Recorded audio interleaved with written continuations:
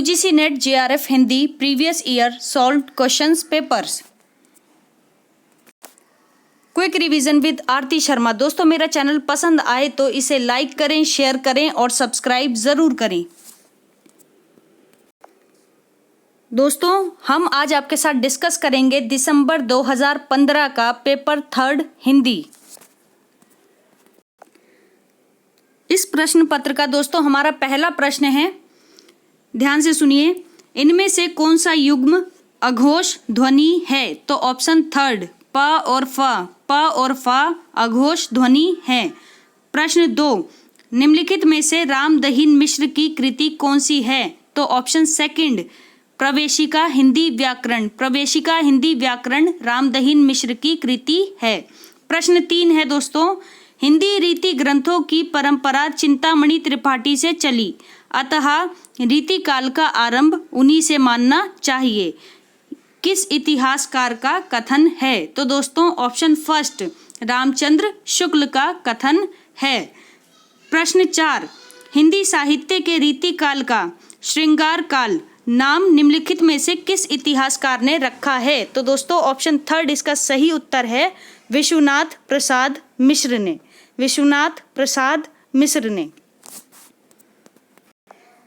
प्रश्न 5 है दोस्तों हमारा, ध्यान से सुनिए। यहाँ पर पंक्ति है प्रश्न 5 में, स्क्रीन पर गौर से देखिए। पेन का इस्तेमाल नहीं कर रही हूँ दोस्तों क्योंकि वीडियो लंबा हो जाता है, ठीक है। जहाँ पर लगेगा पेन का इस्तेमाल करना चाहिए वहाँ पर पेन का इस्तेमाल भी कर लेंगे, ठीक है। तो ध्यान से सुनिए। बालचंद विज्जावई भाषा दुहु नहीं लग गई दुज्जन हासा। ये काव्य पंक्तियां किसकी हैं? तो दोस्तों ऑप्शन 3 विद्यापति की पंक्तियां हैं। प्रश्न 6 है दोस्तों, किस रासो काव्य की कथा का वर्णन शुक और सुकी के द्वारा किया गया है? तो दोस्तों ऑप्शन 1 इसका सही उत्तर है पृथ्वीराज रासो की कथा का वर्णन शुक और सुकी के द्वारा किया गया है। प्रश्न 7 है दोस्तों, हजारी प्रसाद द्विवेदी के अनुसार घत्ता शब्द का व्यवहार मूलतः किस अर्थ में होता रहा है? तो दोस्तों घत्ता शब्द का व्यवहार मूलतः छेदन के अर्थ में होता रहा है। तो ऑप्शन 3 इसका सही उत्तर है, ध्यान से देख लीजिए। आगे बढ़ते हैं। अगला प्रश्न है दोस्तों प्रश्न 8, संत मत के अलावा शब्द यानी शबद का प्रचलन और किस पंथ में हुआ था? तो दोस्तों ऑप्शन 3 इसका सही उत्तर है नाथ पंथ में शब्द यानी शबद का प्रचलन हुआ था। आगे देखते हैं। प्रश्न 9, कुछ नाही का नाव धरी भरमा सब संसार साँच झूठ समझे नहीं ना कुछ किया विचार। फिर से सुन लीजिए, बेहतरीन पंक्ति है। कुछ नाही का नाव धरी भरमा सब संसार साँच झूठ समझे नहीं ना कुछ किया विचार। तो ये पंक्ति किसकी है? तो दोस्तों ये पंक्ति ऑप्शन 4 यानी दादू दयाल की है। ऑप्शन 4 इसका सही उत्तर है दोस्तों, दादू दयाल की पंक्ति है। प्रश्न 10 है दोस्तों, निम्नलिखित में से कौन ब्रह्म संप्रदाय का प्रवर्तक है? तो दोस्तों ब्रह्म संप्रदाय के प्रवर्तक हैं हमारे मध्वाचार्य। ऑप्शन 4 इसका सही उत्तर है मध्वाचार्य। आगे देखते हैं। प्रश्न 11 है पंक्ति, ध्यान से सुनिए। कहा करो बैकुंठई जाए जह नहीं नद जहाँ न जसोदा नहीं जह गोपी गवाल न गाए। फिर से सुन लीजिए। कहा करूँ बैकुंठई जाए जहाँ न नंद जहाँ न जसोदा नहीं जह गोपी गवाल न गाए। तो ये पंक्ति किसकी है? तो दोस्तों ऑप्शन 2 इसका सही उत्तर है परमानंद दास की पंक्ति है। परमानंद दास सही है, अष्टछाप के कवि हैं ये, ध्यान रखिए। अगला प्रश्न है 12वां, निम्नलिखित में से ज्ञानदीप का रचनाकार कौन है? तो दोस्तों ज्ञानदीप के रचनाकार हैं शेख नबी। ऑप्शन 4 सही उत्तर है। अगला प्रश्न है 13वां प्रश्न दोस्तों, ध्यान से देखिए। गगन हुता नहीं मही हुती हुते चंद नहीं सूर ऐसे अंधकार में रचा मुहम्मद नूर। फिर से सुनिए। गगन हुता नहीं मही हुती हुते चंद नहीं सूर ऐसे अंधकार में रचा मोहम्मद नूर। तो दोस्तों ये पंक्ति किसकी है? ऑप्शन थर्ड आखिरी कलाम की से ली गई है ये पंक्ति। ठीक है, जायसी की रचना है आखिरी कलाम। ये सारी ऑप्शंस में जितनी भी रचनाएं हैं सभी जायसी की रचनाएं हैं। ठीक है, तो आखिरी कलाम की पंक्ति है। आगे बढ़ते हैं। प्रश्न 14 दोस्तों स्क्रीन पर ध्यान से देख लीजिए ताकि प्रश्न आगे पीछे ना हो, बाकी मेरी आवाज़ को भी फॉलो कर सकते हैं आप। ठीक है, तो प्रश्न 14 है, कमल दल नैननी की उन्मानी, कमल दल नैननी की उन्मानी, बिसरत नाही सखी मोह मन ते मंद मंद मुस्कानी, बिसरत नाही सखी मोह मन ते मंद मंद मुस्कानी। उपर्युक्त काव्य पंक्तियों के रचनाकार कौन हैं? तो दोस्तों ऑप्शन थर्ड रहीम की पंक्तियां हैं। ठीक है, अगला प्रश्न है 15वां प्रश्न। दोस्तों ध्यान से सुनिए। गोरख जगायो जोग भक्ति भगायो लोग, गोरख जगायो जोग भक्ति भगायो लोग, ये पंक्तियां किसकी हैं? तो दोस्तों ऑप्शन थर्ड तुलसीदास की पंक्तियां हैं। गोरख जगायो जोग भक्ति भगायो लोग। प्रश्न 16 है, हिंदू हृदय और मुसलमान हृदय आमने सामने करके अजनबीपन मिटाने वालों में इन्हीं का नाम लेना पड़ेगा। रामचंद्र शुक्ल का उक्त कथन किस कवि के संबंध में है? तो दोस्तों रामचंद्र का शुक्ल का यह कथन ऑप्शन सेकंड जायसी के संबंध में है। ठीक है, जायसी के संबंध में उन्होंने कहा है हिंदू हृदय और मुसलमान हृदय आमने सामने करके अजनबीपन मिटाने वालों में इन्हीं का नाम लेना पड़ेगा। यानी इन्होंने हिंदू और मुस्लिम दोनों ही धर्म के लोगों में समानता को बढ़ावा दिया है। आगे देखते हैं। प्रश्न 17, हीन भय जलमीन अधीन कहा कति मोह अकुलानी समाने, नीर सनेही को लाए कलंक निराश हवई कायर त्यागत प्राणे। बेहतरीन पंक्तियां दोस्तों, इसका अर्थ और भी सुंदर है। ठीक है, तो आप इसको देखिए सुनिए। हीन भय जलमीन अधीन कहा कति मोह अकुलानी समाने, नीर सनेही को लाए कलंक निराश हवई कायर त्यागत प्राणे। तो नीर सनेही में कौन सा अलंकार है ये बताना है। तो ऑप्शन सेकंड सभंग पद शलेष अलंकार है। ठीक है, तो घनानंद की पंक्तियां हैं।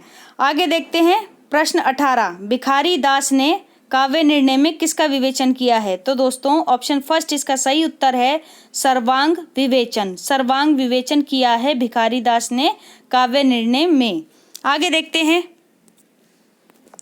प्रश्न 19वां प्रश्न है, रामचंद्र शुक्ल ने बिहारी की भाषा के बारे में क्या लिखा है?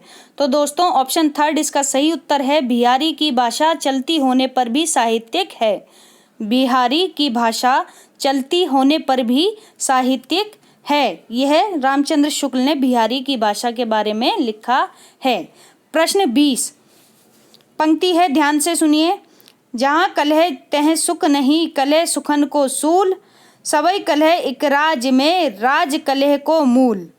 फिर से सुनिए। जहाँ कलह तह सुख नहीं कलह सुखन को सूल, सबई कलह एक राज में राज कलह को मूल। इस दोहे के द्वारा किस कवि ने अतीतकालीन चित्तवृत्ति का वर्णन किया है? तो दोस्तों ऑप्शन फोर्थ इसका सही उत्तर है। तो नागरी दास ने अतीतकालीन चित्तवृत्ति का वर्णन किया है। आगे देखते हैं अगला प्रश्न।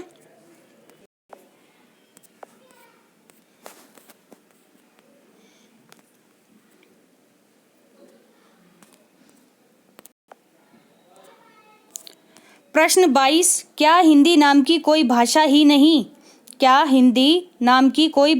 नहीं? लेख के रचनाकार कौन है? तो दोस्तों ऑप्शन थर्ड इसका सही उत्तर है महावीर प्रसाद द्विवेदी का लेख है ये। प्रश्न 23 है दोस्तों, सुधी मेरे आगम की जग में सुख की सिहरन हो अंत खिली। सुधी मेरे आगम की जग में सुख की सिहरन हो अंत खिली। उपर्युक्त पंक्तियां किस कवि की हैं? तो दोस्तों ऑप्शन सेकंड इसका सही उत्तर है महादेवी वर्मा की पंक्तियां हैं। प्रश्न 24 है दोस्तों, देहाती दुनिया के लेखक कौन है? तो दोस्तों देहाती दुनिया के लेखक हैं ऑप्शन थर्ड शिव पूजन सहाय। शिव पूजन सहाय की रचना है देहाती दुनिया। प्रश्न 25वां प्रश्न है, ध्यान से देखिए, पंक्ति है, यद्यपि 1942 के जन आंदोलन के समय इस गांव में ना तो फौजियों का कोई उत्पात हुआ था और ना आंदोलन की लहर ही इस गांव में पहुंच पाई थी, किंतु जिले भर की घटनाओं की खबर अफवाहों के रूप में यहां तक जरूर पहुंची थी। तो उपर्युक्त पंक्तियां किस उपन्यास में से ली गई हैं? तो दोस्तों ऑप्शन फर्स्ट मैला आंचल, मैला आंचल की पंक्तियां हैं। प्रश्न 26वां प्रश्न है, इनमें से कौन सा विचारक मार्क्सवादी है? तो दोस्तों ऑप्शन सेकंड सही उत्तर है जॉर्ज लुकाच। जॉर्ज लुकाच एक मार्क्सवादी विचारक हैं। प्रश्न 27, निर्मल वर्मा का यात्रा संस्मरण चीड़ों पर चांदनी, चीड़ों पर चांदनी आधारित है किस पर? तो दोस्तों ऑप्शन थर्ड इसका सही उत्तर है यूरोप प्रवास पर। यूरोप प्रवास पर आधारित है चीड़ों पर चांदनी, निर्मल वर्मा का यात्रा संस्मरण। प्रश्न 28 है, अछूतों की शिकायत। अछूत की शिकायत कविता का प्रकाशन किस वर्ष का है? ठीक है, तो अछूत की शिकायत कविता का प्रकाशन वर्ष बताना है इसमें।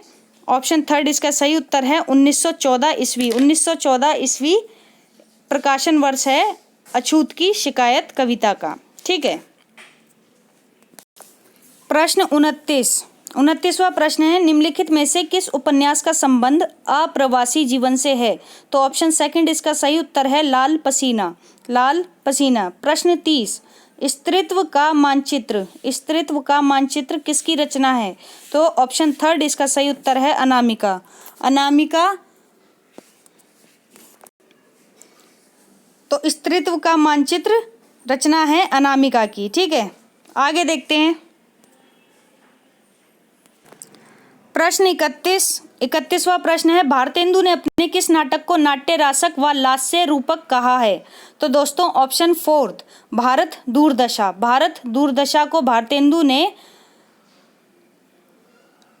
रासक व लास्य रूपक कहा है। प्रश्न 32, निम्नलिखित में से किस नाटक में जातिवाद की समस्या को उठाया गया है? तो दोस्तों option third court martial, court martial में जातिवाद की समस्या को उठाया गया है। अगला प्रश्न है 33वां प्रश्न, निम्नलिखित में से रामेश्वर प्रेम का कौन सा नाटक बेन जॉनसन के नाटक वालपोनी या दी फॉक्स का हिंदी रूपांतर है? तो दोस्तों दी फॉक्स, वालपोनी या दी फॉक्स का हिंदी रूपांतर है ऑप्शन सेकंड लोमड़ वेश, लोमड़ वेश, याद रखिए। अगला प्रश्न है 34वां प्रश्न, निम्नलिखित में से किस एकांकी में संयुक्त परिवार की समस्या को उठाया गया है? तो दोस्तों ऑप्शन थर्ड सूखी डाली में, सूखी डाली, याद रखिए। आगे बढ़ते हैं। प्रश्न 35, बायोग्राफिया लिटरेरिया, बायोग्राफिया लिटरेरिया का प्रकाशन वर्ष क्या है? तो दोस्तों ऑप्शन थर्ड इसका सही उत्तर है 1817 ईस्वी, 1817 ईस्वी में लिखी गई। ठीक है, प्रकाशन हुआ इसका बायोग्राफिया लिटरेरिया का। अगला प्रश्न है 36वां प्रश्न, निम्नलिखित में से डॉक्टर जॉनसन की कृति कौन सी है? तो दोस्तों डॉक्टर जॉनसन की कृति है option first Rambler, Rambler doctor Johnson की कृति है। प्रश्न 37 दोस्तों, निम्नलिखित में से कौन सा समीक्षक नई आलोचना से संबंधित नहीं है? तो दोस्तों ऑप्शन सेकंड इसका सही उत्तर है रोला बार्थ, रोला बार्थ आलोचना से संबंधित नहीं है, नई आलोचना से संबंधित नहीं है। अगला प्रश्न है 38वां प्रश्न, निम्नलिखित में से कौन सा कथन आचार्य विश्वनाथ का नहीं है? तो दोस्तों ऑप्शन फोर्थ रस अपने आकार से भिन्न रूप में आस्वादित किया जाता है, यह कथन आचार्य विश्वनाथ का नहीं है। बाकी रस अखंड है, रस स्वप्रकाश है, रस वेदांत स्पर्श, वेदांतर स्पर्श शून्य है, ये सभी जो हैं कथन विश्वनाथ के हैं। ठीक है, आगे देखते हैं। अगला प्रश्न है 39वां प्रश्न, ध्वन्यालोक किस शताब्दी का ग्रंथ है? ध्वन्यालोक किस शताब्दी का ग्रंथ है? ऑप्शन थर्ड इसका सही उत्तर है 9वीं शताब्दी, 9वीं शताब्दी का ग्रंथ है ध्वन्यालोक। आगे देखते हैं। प्रश्न 40 दोस्तों ध्यान से देखिए। सौंदर्य की वस्तुगत सत्ता होती है, इसीलिए यह शुद्ध सौंदर्य नाम की कोई चीज नहीं होती। यह कथन किसका है? तो दोस्तों ऑप्शन थर्ड रामविलास शर्मा का कथन है। प्रश्न 41 है दोस्तों, रचना काल की दृष्टि से निम्नलिखित रचनाओं का सही क्रम बताना है। तो ऑप्शन फोर्थ इसका सही उत्तर है जयचंद्र प्रकाश, मृगावती, मधुमालती, हंस जवाहिर। जयचंद्र प्रकाश, मृगावती, मधुमालती, हंस जवाहिर रचना काल की दृष्टि से सही क्रम में हैं। अगला प्रश्न है 42वां प्रश्न, जन्म काल की दृष्टि से निम्नलिखित कवियों का सही क्रम बताना है। तो ऑप्शन थर्ड इसका सही उत्तर है। सबसे पहले हैं चंद्रबरदाई, फिर हैं जागनिक, फिर खुसरो और अंत में श्रीधर। फिर से सुन लीजिए, चंद्रबरदाई, जागनिक, खुसरो, श्रीधर। ठीक है, अगला प्रश्न देखते हैं। प्रश्न 43वां प्रश्न है, जन्मकाल की दृष्टि से निम्नलिखित रचनाकारों का सही क्रम क्या है? तो ऑप्शन सेकंड इसका सही उत्तर है। सबसे पहले हैं बिहारी, चिंतामणि, मतीराम, घनानंद। बिहारी, चिंतामणि, मतीराम, घनानंद ये जन्मकाल की दृष्टि से रचनाकारों का सही क्रम है।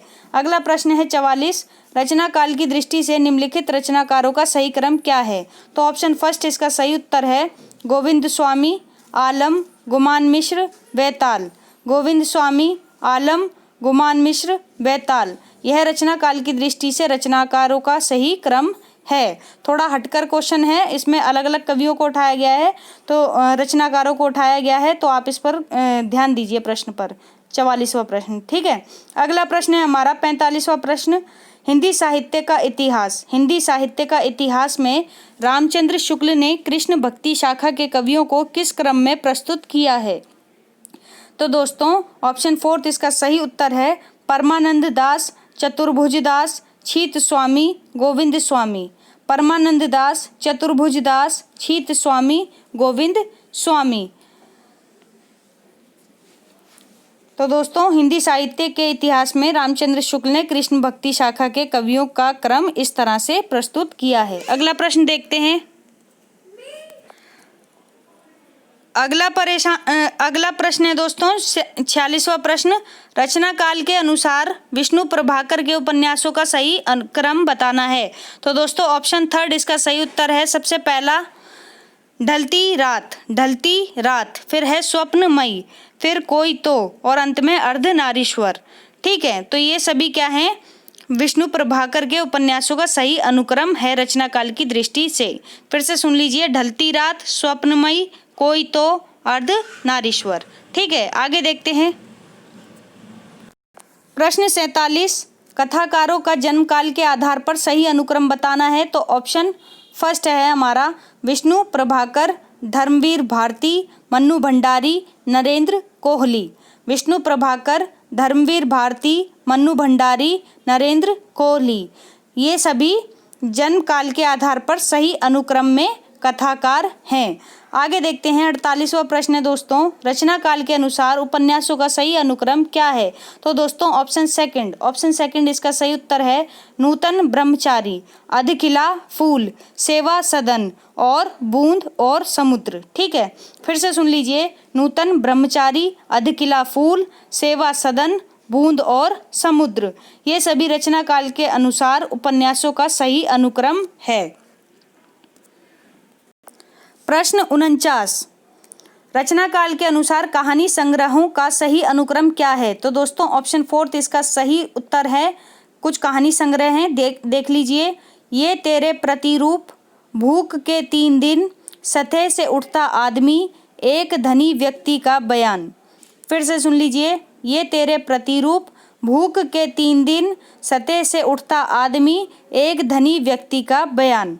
अगला प्रश्न है 50वां प्रश्न दोस्तों, जयशंकर प्रसाद के काव्य ग्रंथों का प्रकाशन वर्ष के अनुसार सही क्रम क्या है? तो दोस्तों ऑप्शन सेकंड इसका सही उत्तर है। देख लीजिए, सबसे पहले प्रेम पथिक, फिर झरना, आंसू, लहर। प्रेम पथिक, झरना, आंसू, लहर ये सभी जयशंकर प्रसाद के काव्य ग्रंथ हैं जो कि प्रकाशन वर्ष के अनुसार सही क्रम में हैं। आगे देखते हैं प्रश्न 51। निम्नलिखित काव्य ग्रंथों का प्रकाशन वर्ष के अनुसार सही क्रम क्या है? तो दोस्तों ऑप्शन 4 इसका सही उत्तर है युगांत, स्वर्णधुली, लोकायत्न, सत्यकाम। युगांत, स्वर्णधुली, लोकायत्न, सत्यकाम ये सभी सुमित्रानंदन पंत के काव्य ग्रंथ हैं जो कि प्रकाशन वर्ष के अनुसार सही क्रम में हैं। आगे देखते हैं प्रश्न 51 दोस्तों। 51वां प्रश्न है निम्नलिखित काव्य ग्रंथों का प्रकाशन वर्ष के अनुसार सही क्रम क्या है? तो दोस्तों ऑप्शन 4 इसका सही उत्तर है युगांत, स्वर्णधुली, लोकायत्न, सत्यकाम। ये प्रश्न अभी हमने डिस्कस कर लिया था, फिर से रिपीट हो गया है, कोई बात नहीं। अब देखते हैं अगला प्रश्न 52वां प्रश्न। तो प्रकाशन वर्ष के अनुसार निम्नलिखित पुस्तकों का सही अनुक्रम बताना है। तो दोस्तों इसका ऑप्शन 2 सही उत्तर है। ठीक है, देख लीजिए मध्यकालीन बोध का स्वरूप सबसे पहले, फिर आती है हिंदी साहित्य और संवेदना का विकास, फिर है हिंदी साहित्य का दूसरा इतिहास बच्चन सिंह, फिर है हिंदी साहित्य का आधा इतिहास, ठीक है, राजे का, ठीक है, सुमन राजे ऐसा कुछ नाम है, राजे। ठीक है, आगे देखते हैं मध्यकालीन बोध का स्वरूप, हिंदी साहित्य और संवेदना का विकास, हिंदी साहित्य का दूसरा इतिहास, हिंदी साहित्य का आधा इतिहास। ठीक है, ये सभी क्या है पुस्तकों का सही अनुक्रम है प्रकाशन वर्ष के अनुसार। आगे देखते हैं अगला प्रश्न, प्रश्न 53वां प्रश्न है कालक्रम की दृष्टि से निम्नलिखित नाटकों का सही अनुक्रम क्या है? तो दोस्तों नाटकों का सही अनुक्रम बताना है। सबसे पहले ऑप्शन जो है वो सही है त्रिशंकु, आला अफसर, भूख आग है, विष वंश। फिर से सुन लीजिए त्रिशंकु, आला अफसर, भूख आग है, विष वंश। ये सभी कालक्रम की दृष्टि से निम्नलिखित नाटक हैं जो कि सही अनुक्रम में हैं। आगे देखते हैं 54वां प्रश्न।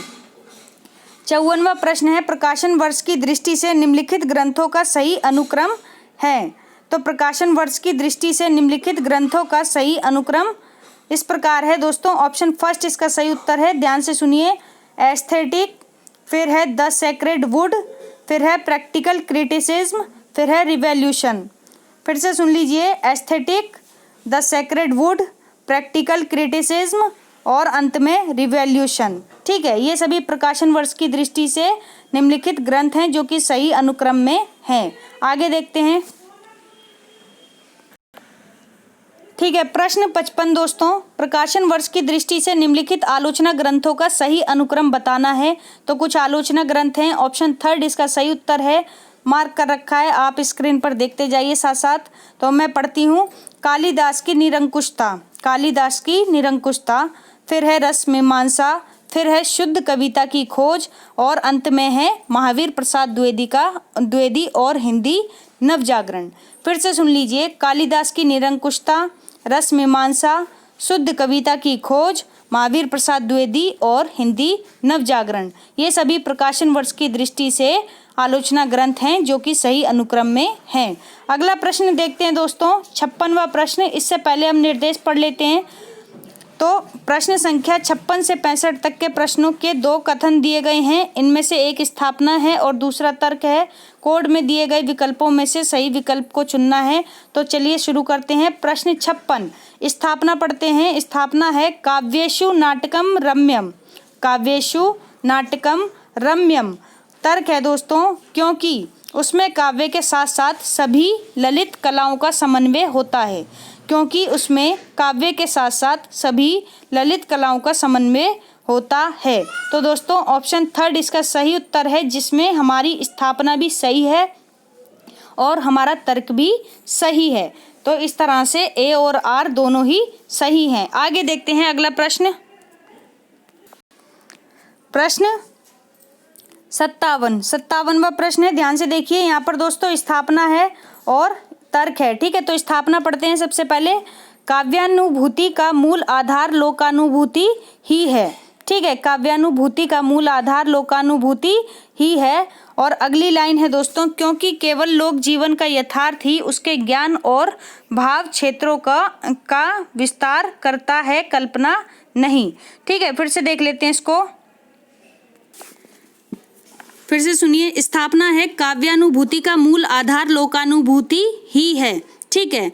तर्क है हमारा, क्योंकि केवल लोक जीवन का यथार्थ ही उसके ज्ञान और भाव क्षेत्र का विस्तार करता है, कल्पना नहीं। तो दोस्तों ऑप्शन फर्स्ट यानी ए सही, यानी स्थापना हमारी सही है और तर्क हमारा गलत है। ठीक है, तो आगे चलते हैं।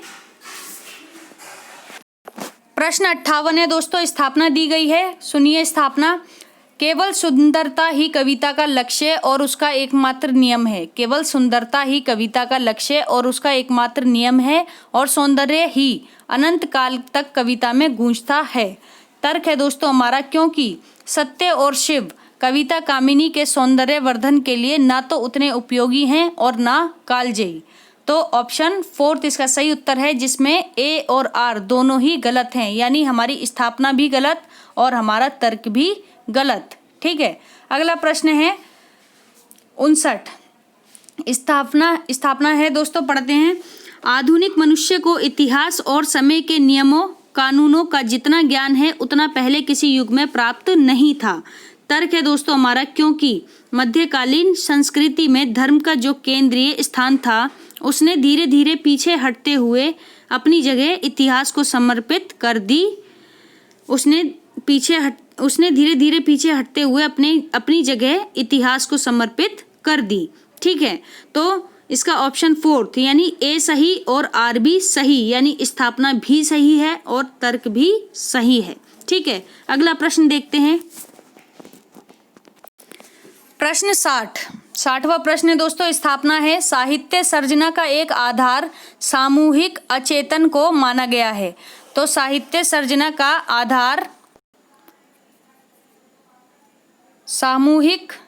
साहित्य सर्जना का एक आधार सामूहिक अचेतन को माना गया है। ठीक है, तर्क है दोस्तों हमारा, तर्क देख लेते हैं। क्योंकि कविता मूलतः सामूहिक वचन के लिए ही होती है। ठीक है, क्योंकि कविता मूलतः सामूहिक वचन के लिए ही होती है। ऑप्शन देख लीजिए, सेकंड इसका सही उत्तर है, जिसमें कहा जा रहा है कि भाई जो आपका ए है वो आपका सही है। ठीक है, ए जो है वो सही है, जबकि जो आपका आर है यानी तर्क है वो गलत है। ठीक है, अगला देखते हैं 61वां प्रश्न। ठीक है, स्थापना है दोस्तों, आधुनिकता परंपरा का विलोम नहीं है। आधुनिकता परंपरा का विलोम नहीं है क्योंकि यह प्राचीन और नवीन के द्वंद्व का परिणाम है। क्योंकि यह प्राचीन और नवीन के द्वंद्व का परिणाम है। तर्क है दोस्तों हमारा, क्योंकि आधुनिकता ने मानव ज्ञान को निरंतरता और नूतनता प्रदान की है, संस्कृति को गतिशीलता दी है। तो दोस्तों ऑप्शन थर्ड इसका उत्तर है, जिसमें कहा जा रहा है कि स्थापना भी सही है। ठीक है, और आपका जो तर्क है वो भी सही है। ठीक है, यानी स्थापना भी सही और तर्क भी सही। अगला प्रश्न देखते हैं दोस्तों। अगला प्रश्न है दोस्तों हमारा, ध्यान से देखिए आपके सामने प्रश्न 62 है। स्थापना पढ़ लेते हैं पहले। भारतेंदु युगीन गद्य की भाषा तो खड़ी बोली हो गई, पर कविता की भाषा ब्रज भाषा रही।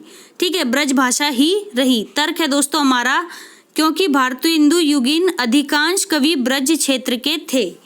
क्योंकि भारतेंदु युगीन अधिकांश कवि जो थे वो ब्रज क्षेत्र के थे। तो दोस्तों ऑप्शन फर्स्ट इसका सही उत्तर है, जिसमें कहा जा रहा है कि ए सही और आर गलत, यानी हमारी स्थापना जो है वो सही है और जो हमारा तर्क है वो गलत है। ठीक है, अगला प्रश्न देखते हैं। 62वां प्रश्न दोस्तों, स्थापना है, ध्यान से सुनिए। स्थापना पढ़ते हैं पहले। शब्द को सुनते ही संकेत के बल पर जो अर्थ साक्षात समझ में आता है उसे वाच्यार्थ कहते हैं। ठीक है, इस अर्थ को सूचित करने वाली शब्द वृत्ति अभिधा वृत्ति कहलाती है। तर्क है दोस्तों हमारा, क्योंकि भाषा में अर्थ ग्रहण अभिधा वृत्ति से ही होता है। तो दोस्तों ऑप्शन थर्ड इसका सही उत्तर है, जिसमें ए सही है और आर गलत है, यानी हमारी स्थापना सही है और हमारा तर्क जो है वो गलत है। ठीक है, तो देख लीजिए प्रश्न 64वां अगला प्रश्न। स्थापना है, पढ़ते हैं। जिस जाति की सामाजिक अवस्था जैसी होती है उसका साहित्य भी वैसा ही होता है। जिस जाति की सामाजिक अवस्था जैसी होती है उसका साहित्य भी वैसा ही होता है। तर्क है दोस्तों, क्योंकि जाति साहित्य का निर्णायक तत्व है। क्योंकि जाति साहित्य का निर्णायक तत्व है। तो ऑप्शन फर्स्ट इसका सही उत्तर है, जिसमें हमारी स्थापना सही है, लेकिन जो तर्क है वो हमारा गलत है। ठीक है, आगे बढ़ते हैं। ठीक है, प्रश्न 65 स्थापना सुन लीजिए। उत्तर आधुनिकता पूंजीवादी विकास की नई स्थिति और विश्व की नई अर्थव्यवस्था का परिणाम है। उत्तर आधुनिकता पूंजीवादी विकास की नई स्थिति और विश्व की नई अर्थव्यवस्था का परिणाम है। तर्क है दोस्तों, क्योंकि नव पूंजीवाद की नाना विकृतियों और नाना रूपों से सामाजिक साक्षात्कार ही उत्तर आधुनिकता है। क्योंकि नव पूंजीवाद की नाना विकृतियों और नाना रूपों से सामाजिक साक्षात्कार ही उत्तर आधुनिकता है। तो दोस्तों ऑप्शन 3 इसका सही उत्तर है, जिसमें हमारी स्थापना भी सही है और हमारा तर्क भी सही है। अगला प्रश्न देखते हैं दोस्तों, प्रश्न 66। प्रश्न 66 है दोस्तों हमारा, निम्नलिखित सिद्धांतों को उनके सिद्धांतकारों के साथ सुमेलित करना है। तो सबसे पहले देखते हैं, यहाँ पे कुछ सिद्धांत दिए गए हैं। ठीक है, और ये इनके सिद्धांतकार हैं। ठीक है, ऑप्शन 2 के अनुसार हम क्या है अपने आंसर को मार्क करेंगे। तो सबसे पहले है द्वैत। द्वैत का संबंध किससे है? द्वैत सिद्धांत किसका है? तो दोस्तों ऑप्शन 4 मध्वाचार्य। फिर है ऑप्शन बी द्वैताद्वैत। द्वैताद्वैत का संबंध किससे है? द्वैत का संबंध है निम्बार्काचार्य। ठीक है, अगला है शुद्धाद्वैत। शुद्धाद्वैत का संबंध किससे है दोस्तों? वल्लभाचार्य से। ठीक है, विशिष्टताद्वैत। विशिष्टताद्वैत का संबंध किससे है दोस्तों? तो विशिष्टताद्वैत का संबंध है रामानुजाचार्य से। रामानुजाचार्य से। ठीक है, अगला प्रश्न देखते हैं, प्रश्न 67। तो दोस्तों यहाँ पर कुछ रचनाकार हैं और उनकी कुछ रचनाएं हैं जिनको हमें मिलान करना है। तो सबसे पहले 4th ऑप्शन के अनुसार हम क्या करेंगे, अपने आंसर्स को टिक करेंगे। तो चतुर्भुज दास, ए ऑप्शन, चतुर्भुज दास की रचना है कौन सी? द्वादश यश। द्वादश यश। अगला है कौन? मीराबाई। मीराबाई की रचना कौन सी है दोस्तों? राग गोविंद। ऑप्शन 3। ठीक है, राग गोविंद। फिर है श्री भट्ट। श्री भट्ट की रचना कौन सी है? ऑप्शन 1। श्री भट्ट की रचना है ऑप्शन 1 युगल शतक। युगल शतक। अगले हैं डी, कौन? नंददास। नंददास की रचना है कौन सी? अनेकार्थ मंजरी। अनेकार्थ मंजरी। अनेकार्थ मंजरी रचना है नंददास की। तो दोस्तों चलते हैं अगले प्रश्न पर। प्रश्न 68। 68वां प्रश्न दोस्तों, कुछ ग्रंथ है यहाँ पर, उनके लेखक हैं, उनके साथ मिलान करना है। तो सबसे पहले देखेंगे हित तरंगिणी। हित तरंगिणी किसकी पुस्तक है? तो दोस्तों कृपाराम की पुस्तक है हित तरंगिणी। ठीक है, फिर है सुदामा चरित। सुदामा चरित किसकी पुस्तक है? तो दोस्तों सुदामा चरित पुस्तक है नरोत्तम दास की। ठीक है, ऑप्शन 4। ऑप्शन 4। अगले हैं फिर कौन? माधवानल कामंद कला। माधवानल काम कंदला। तो दोस्तों ये किसकी पुस्तक है? ये पुस्तक है ऑप्शन 3 आलम की। ठीक है, आलम की। अगला है कौन? विज्ञान गीता। अगली पुस्तक है विज्ञान गीता। ये किसकी पुस्तक है? तो दोस्तों रहीम की पुस्तक है कौन सी? विज्ञान गीता। ठीक है, ध्यान रखना। आगे चलते हैं, प्रश्न 69वां प्रश्न है, निम्नलिखित रचनाओं को उनके रचनाकारों के साथ सुमेलित करना है। तो देखते हैं ऑप्शन ए।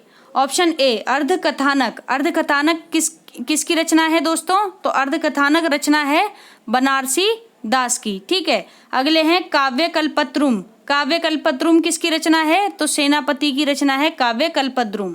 फिर है ऑप्शन सी अलग शतक। अलग शतक किसकी रचना है? तो दोस्तों मुबारक की। ठीक है, मुबारक की रचना है अलग शतक। फिर है ऑप्शन डी बारहमासा। बारहमासा रचना है किसकी दोस्तों? ये है सुंदर की रचना। ठीक है, ध्यान रखना, सुंदर की रचना। आगे चलते हैं, प्रश्न 70वां प्रश्न है दोस्तों, निम्नलिखित रचनाओं को उनके रचनाकारों के साथ मिलाना है। तो ये कुछ रचनाएं हैं, ये उनके रचनाकार हैं। ठीक है, तो चलिए मिलाते हैं। सबसे पहले है राठौड़ारी खयात। राठौड़ारी खयात रचना है किसकी? दयाल दास की रचना। ठीक है, फिर है ऑप्शन बी विराट पुराण। ये किसकी रचना है? तो विराट पुराण रचना है दोस्तों गोरखनाथ की। अगले कौन है? पुष्पदंत। पुष्पदंत की रचना कौन सी है? उत्तर पुराण। उत्तर पुराण पुष्पदंत की रचना है। अगले लास्ट अंत में है हमारे जिनदत्त सूरी। जिनदत्त सूरी की रचना है कौन सी? उपदेश रसायन रास। उपदेश रसायन रास। ठीक है, आगे बढ़ते हैं,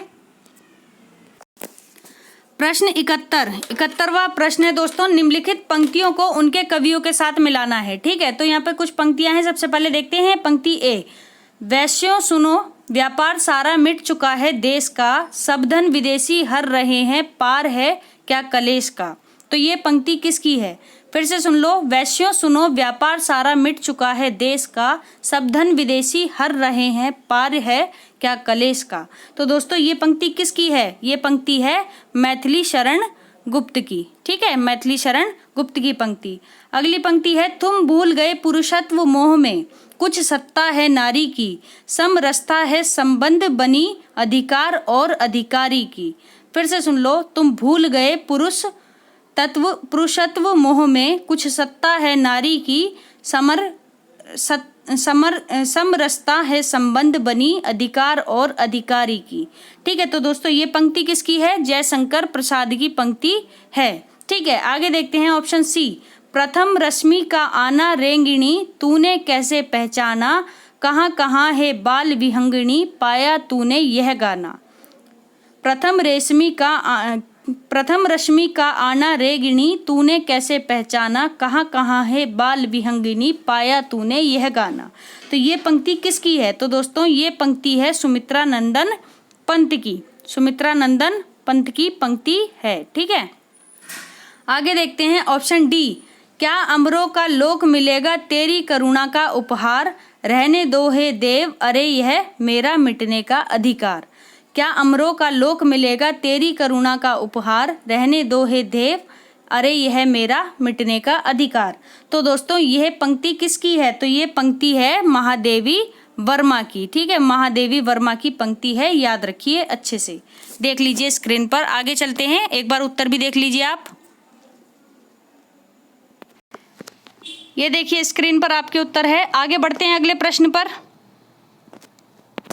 प्रश्न 72 है दोस्तों, निम्नलिखित ग्रंथों को उनके रचनाकारों के साथ मिलाना है। तो सबसे पहले यहाँ पे कुछ ग्रंथ दिए गए हैं। ठीक है, यहाँ पे कुछ रचनाकार दिए गए हैं। चलिए मिलाते हैं। हमारा ऑप्शन सेकंड जो है सही है, इसके अनुसार हम मिलान करेंगे। तो सबसे पहले पुस्तक है हमारी साहित्य का समाजशास्त्र। ये किसकी पुस्तक है दोस्तों? तो ये साहित्य का समाजशास्त्र पुस्तक है डॉक्टर नगेंद्र की। ठीक है, अगला है ऑप्शन बी, प्रगतिशील साहित्य की समस्याएं। प्रगतिशील साहित्य की समस्याएं पुस्तक है दोस्तों किसकी? ये पुस्तक है रामविलास शर्मा की। रामविलास शर्मा ये। ठीक है, रामविलास शर्मा। आगे देखते हैं सी ऑप्शन, आधुनिक हिंदी कविता में बिंब विधान। आधुनिक हिंदी कविता में बिंब विधान ये पुस्तक है किसकी? केदारनाथ सिंह की। केदारनाथ सिंह। अंत में है डी, अध्यतन। अध्यतन किसकी पुस्तक है? तो दोस्तों ये पुस्तक है ऑप्शन थर्ड अज्ञे की। ठीक है, अज्ञे की पुस्तक है अध्यतन। ठीक है, आगे बढ़ते हैं। प्रश्न 73, निम्नलिखित रचनाओं को उनके रचनाकारों के साथ सुमेलित करना है। ठीक है, तो चलिए मिलान करते हैं। यहाँ पे कुछ रचनाएं हैं और यहाँ पर ये रचनाकार हैं। तो सबसे पहली रचना है छप्पर। तो छप्पर किसकी रचना है दोस्तों? ये रचना है जयप्रकाश करदम। जयप्रकाश करदम की रचना है। अगला है बी ऑप्शन, शिकंजे का दर्द। ये किसकी रचना है? तो दोस्तों ये रचना है सुशीला टाक भोरे। सुशीला टाक भोरे की रचना है। अगला है ऑप्शन सी, अपने अपने पिंजरे। ये किसकी रचना है? तो अपने अपने पिंजरे रचना है दोस्तों मोहनदास नेमी सराय। मोहनदास नेमी सराय। ठीक है, अगला है अंत में डी ऑप्शन, झोपड़ी से राजभवन। झोपड़ी से राजभवन किसकी रचना है? तो दोस्तों ये रचना है माता प्रसाद। माता प्रसाद की रचना। ठीक है, आगे बढ़ते हैं अगले प्रश्न पर। प्रश्न 74 है हमारा, निम्नलिखित कहानियों को उनके रचनाकारों के साथ सुमेलित करना है। तो दोस्तों यहाँ पे कुछ कहानियां हैं, यहाँ पे उनके रचनाकार हैं। तो सबसे पहले है ऑप्शन ए, यारों के यार। ये कहानी किसकी है? तो कृष्णा सोबती की कहानी है यारों के यार। आगे है मछली मरी हुई। मछली मरी हुई किसकी कहानी है दोस्तों? मछली मरी हुई कहानी है राजकमल चौधरी की। फिर है ऑप्शन सी, सपाट चेहरे वाला आदमी। ये कहानी किसकी है दोस्तों? सपाट चेहरे वाला आदमी कहानी है दूधनाथ सिंह की। ठीक है, आगे है फिर कोशिका घटवार। डी ऑप्शन, कोशिका घटवार कहानी किसकी है दोस्तों? तो शेखर जोशी की कहानी है कोशिका घटवार, शेखर जोशी। ठीक है, अगला और इस प्रश्न पत्र का अंतिम प्रश्न चलिए देखते हैं। तो चलिए देख लीजिए आपकी स्क्रीन पर प्रश्न है दोस्तों, निम्नलिखित संवाद पंक्तियों को उनके नाटकों के साथ मिलाना है, ठीक है ना। तो संवाद पंक्तियों को उनके नाटकों के साथ मिलाना है। आंसर आपकी स्क्रीन पर है, सेकंड ऑप्शन।